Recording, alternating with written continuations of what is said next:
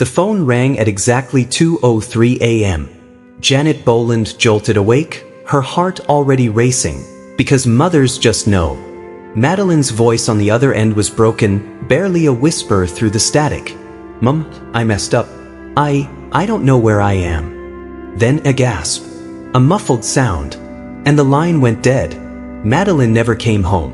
Before we dive deeper into this chilling story on missing shadows, make sure you hit that subscribe button and turn on notifications, so you never miss stories that will leave you questioning everything you thought you knew. Janet Boland had always been the kind of mother who slept lightly. Even in the quiet town of Willow Creek, Oregon, she could sense when her daughter's footsteps passed her bedroom door at night.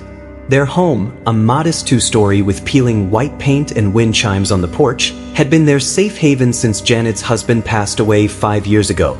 Madeline, 22, was Janet's only child, bright, free-spirited, and a little restless. She worked part-time at the local coffee shop and had dreams of leaving Willow Creek to chase something bigger, though she never quite knew what that bigger was. Lately, she'd been spending time with people Janet didn't fully know, drifting further from the small-town girl who once curled up beside her mother to watch late-night movies. The town itself slept under a blanket of fog that night, the streets empty except for the occasional distant hum of a truck on the highway. No one in Willow Creek could have imagined that, within hours, a missing poster would flutter in the wind outside the grocery store, with Madeline's smile on it. The morning after the call, Janet didn't wake up, she rose. There was no sleep, only pacing and glancing at the phone every few seconds. She had redialed Madeline's number over 20 times, each time met with voicemail. "Hi, it's Mads. Leave something lovely." By 6 a.m., she was already at the Willow Creek Police Department. Officer Jared Locke, a man in his early 40s with a kind face and coffee breath, took the report but didn't mask his skepticism. "She's an adult, Ms. Boland. Maybe she just needed a night away. Happens more often than you'd think." Janet's hands trembled. She didn't sound like someone blowing off steam. She was crying. She was scared. Still, there was no record of an emergency call. No location.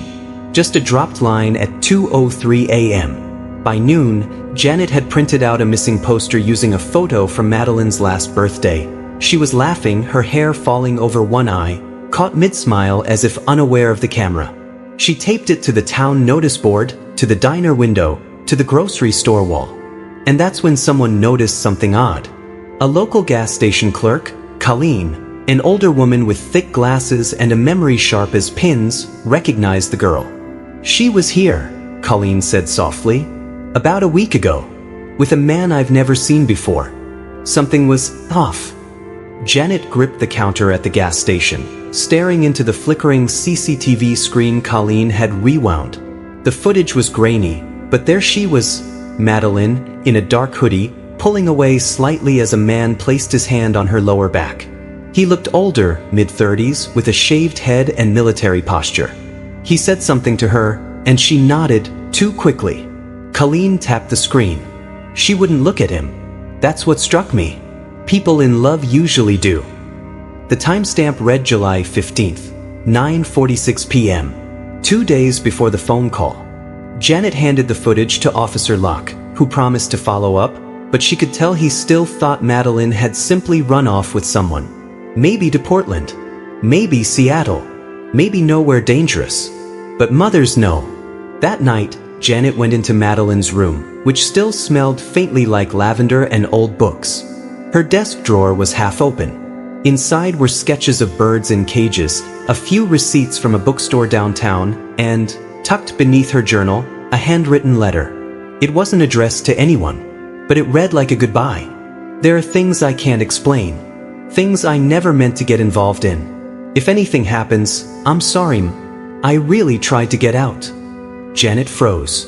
The next day, she visited the cafe where Madeline worked. Her friend Alyssa, who had been covering some of Madeline's shifts, looked pale when Janet brought up the man from the gas station. "I met him once," Alyssa said. "He said his name was Dane. Creeped me out. Madeline told me not to worry. Said he was just helping her with a situation." Whatever that meant. A situation? Janet's instinct screamed. Something was terribly wrong, and her daughter had been trying to protect her from it. She searched through old texts and voicemails. Most were benign, but then she found one from a blocked number left just 3 days before the call. A man's voice. Flat. You don't get to walk away from this, Madeline. You owe more than you think. That night, she drove past the abandoned train yard on the edge of town, a place Madeline used to explore as a teenager. She didn't know what she was looking for. Maybe a dropped earring. Maybe a sign. But what she found was a scarf. Madeline's scarf. Tangled in the weeds, dirt-covered and damp from last night's rain. Janet sat on the edge of Madeline's bed, clutching the scarf with both hands like it was the last remaining piece of her daughter's soul. The fabric was frayed at the edge. She remembered the exact moment it tore. 3 winters ago, Madeline had come home crying after a bad date. The guy had yelled at her in the parking lot when she refused to go to his apartment. Janet held her that night, curled together on the sofa, cocoa mugs untouched, the scarf falling off the coat rack and catching on a nail. "I'll never let anyone treat me like that again," Madeline had whispered. But she had, hadn't she? Janet closed her eyes, suffocating in 1,000 moments she wanted to rewind. The time she told Madeline she was too naive. The nights she dismissed the weird people her daughter mentioned. The day Madeline tried to open up about someone following her car, and Janet told her she was being paranoid. She could hear her voice now, echoing like regret. "You always dramatize things, Mads." But she wasn't dramatizing anything. She was in danger, and Janet hadn't seen it. The next morning, Janet visited the bookstore mentioned on the receipt from Madeline's drawer. A dusty old place called Sparrow and Vine tucked between a pawn shop and a tattoo parlor. The man at the counter, bespectacled and soft-spoken, recognized the name. "She came in a few times asking about old newspapers," he said. "Mostly 90s stuff. Local crimes, disappearances, that sort of thing. Said it was for a podcast." "Podcast?" Janet blinked. Did she say which one? She never mentioned a title, but she was fixated on something. A missing girl, I think, from back in '96. Real creepy case. No body ever found. Back at home, Janet opened Madeline's laptop. It was password protected, of course it was. But she remembered the one word her daughter always used when she needed strength: Firebird. The desktop loaded slowly. The air was still, too quiet. In a folder marked Research, Janet found dozens of screenshots, articles, and transcripts.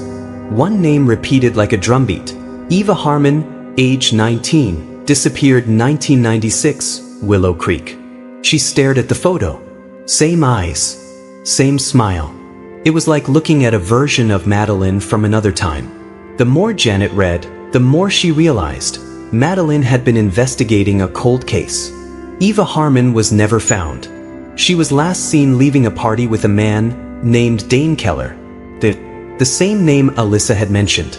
He would have been in his 30s back then. He would be in his 50s now. Janet's hands went cold. Her daughter hadn't just vanished. She had been close to something someone didn't want found. Janet couldn't shake the image of Eva Harmon or how uncannily she resembled Madeline. It was no coincidence. She dug deeper into the 1996 case and found something she'd missed. Eva had filed a restraining order 3 months before her disappearance. The name listed? Daniel Keller, known around town as Dane. She took her findings to Officer Locke, who looked visibly unsettled. "I remember the Harmon case," he said quietly. "My dad worked it. No one could prove anything, but yeah, Dane was always around. Creeped everyone out. Then he moved out of town. Or so we thought." Janet stared at him. "You're saying he's still here?" "I didn't say that," Locke said. "But if Madeline found something and he found out." Janet stood up, her voice trembling. "I need you to do more than just file paperwork, Jared. My daughter is missing." That night, unable to sleep, Janet revisited Madeline's files. Hidden deep inside a subfolder labeled Temp, she found an audio clip. It had no name, no date. She clicked play. "Do you know who she reminds me of?" A man's voice said, slow, careful. "Eva. Same spirit. Same eyes. Some people just don't learn when to stop digging. There was silence. Then Madeline's voice whispering, "You're sick." Janet clutched her mouth.